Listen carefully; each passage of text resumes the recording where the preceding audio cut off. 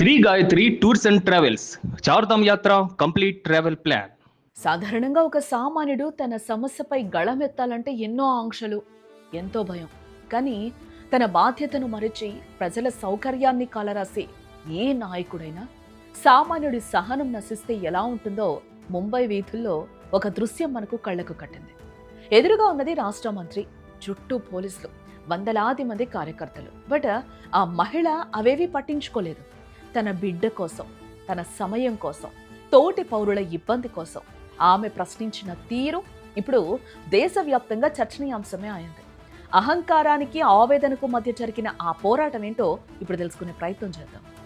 ముంబైలోని వర్లి నగరానికి గుండెకాయ వంటి ప్రాంతం. అలాంటి రద్దీ ప్రదేశంలో అధికార మహాయుతి కూటమి ఒక భారీ రాజకీయ నిరసన ప్రదర్శనకు పిలుపునిచ్చింది. రాజకీయ అవసరాలు, నిరసనలు ప్రజాస్వామ్యంలో భాగమే కావచ్చు, కానీ అవి సామాన్యుడి ప్రాథమిక హక్కులకు భంగం కలిగించినప్పుడు అసలు సమస్య మొదలవుతుంది కదా. నిర్ణీత సమయం కంటే ర్యాలీ ఆలస్యం కావడంతో వర్లీ రోడ్లన్నీ వాహనాలతో నిండిపోయాయి. ఆఫీసుల నుంచి ఇంటికెళ్లేవారు, అత్యవసర పనుల మీద ఉన్నవారు గంటల తరబడి ట్రాఫిక్లో చిక్కుకుపోయి నరకం చూశారు. అదే ట్రాఫిక్ జామ్లో తన బిడ్డను స్కూల్ నుంచి తీసుకురావడానికి వెళ్తున్న ఒక మహిళ చిక్కుకుపోయారు. సమయం గడుస్తున్నా వాహనం కదలట్లేదు. అటు బిడ్డ ఎదురు చూస్తూ ఉన్నాడనే ఆందోళన, గంటల తరబడి నిరీక్షణ ఆమె సహనాన్నే పరీక్షించింది.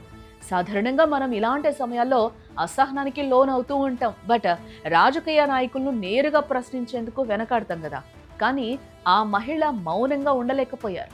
తన కారు దిగి నేరుగా ర్యాలీ జరుగుతున్న చోటుకెళ్లి అక్కడున్న మంత్రి గిరీష్ మహాజన్ను నిలదీశారు. ఇక్కడ వందలాది మంది ఇబ్బంది పడుతున్నారు, రోడ్లు ఆక్రమించి ర్యాలీలు చేయడం ఏంటి అంటూ ఆమె అడిగిన ప్రశ్నలు మంత్రి నోరు మూయించాయి అంతే. मैदान में जाके बोलिए, ट्रैफिक को रोकते नहीं, okay? Get out of here.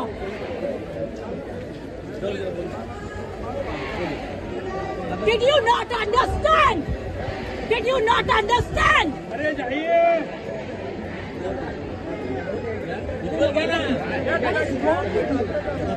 No, what is wrong with you? There are hundreds of people waiting. There is an empty ground there. There is an empty ground. Yes. Get out of here. मैं बात करता हूँ. मेरे से कोई बात नहीं करेगा. यहाँ से इस ट्रैफिक को हटाओ. हटाओ. ఇక్కడ మనం గమనించాల్సింది ఆమె కోపాన్ని మాత్రమే కాదు, ఆమె వెనక ఉన్న ఆవేదన. ఒక సామాన్యుడు శాంతియుతంగా తన నిరసన తెలపాలనుకుంటే అనుమతులు, ఆంక్షలు గుర్తు చేసే వ్యవస్థలు, అదే రాజకీయ నాయకులు రోడ్డెక్కితే వారికి పూర్తి రక్షణ కల్పిస్తాయి. ఆ మహిళ మంత్రిని నిలదీస్తున్నప్పుడు పోలీసులు ఆమెని అడ్డుకోవడానికి ప్రయత్నించారు. బట్ ఆమె వెనక్కి తగ్గలేదు. అక్కడ ప్రజలకు ఇబ్బంది కలిగేలా ర్యాలీలు చేయడం కంటే పక్కనే ఉన్న ఖాళీ మైదానాలు చేసుకోవచ్చు కదా అన్న ఆమె మాటల్లో ఎంతో తర్కం ఉంది. నాయకుల ఉనికి చాటుకోవడానికి ప్రజల సమయాన్ని బలివ్వడం ఎంతవరకు సమంజసం అనే చర్చ ఇప్పుడు అక్కడ మొదలైంది. ప్రస్తుతం ఈ సంఘటనకు సంబంధించిన వీడియో ప్రస్తుతం నెట్టింట వైరల్ అవుతూ ఉంది. मुझे प्रॉब्लम है कि मैं इस रोड पर 1 घंटे से ज्यादा खड़ी हूँ. क्यों खड़ी हूँ? कहाँ पे वहाँ व्हीकल है आपका? चलो आवाज कम करो.